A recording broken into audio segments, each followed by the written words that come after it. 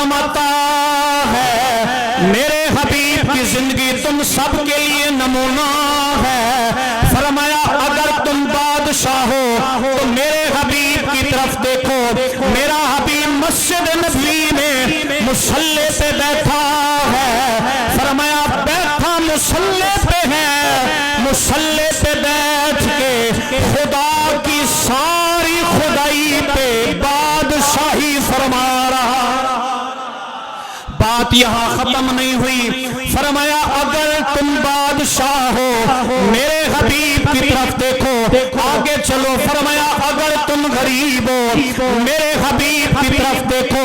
اس نبی کی طرف جس کے گھر میں 2 دن کھانا نہیں بنتا, جس کے گھر میں کئی دن آگ نہیں جلتی. فرمایا اگر تم امیر ہو میرے نبی کی طرف دیکھو. میرا نبی فرماتا ہے اگر میں اشارہ کروں تو پہاڑ سونے کے بن کے میرے ساتھ چلیں. توجہ کیجئے گا. فرمایا اگر سیرت دیکھنا چاہتے ہو فرمایا میرے نبی کی طرف دیکھو. اگر تم باپ ہو تو زہرا کے بابا محمد کو دیکھو. اگر تم شوہر ہو تو پھر خدیجہ کے شوہر محمد کو دیکھو. اگر تم مالک ہو تو پھر بلال کے آقا محمد کو دیکھو.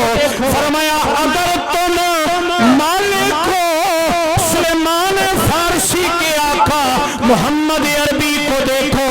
فرمایا اگر تم نانا ہو حسن و حسین کے نانا محمد کو دیکھو. فرمایا اگر تم غریب ہو, جملہ آنے لگا ہے توجہ کیجئے گا.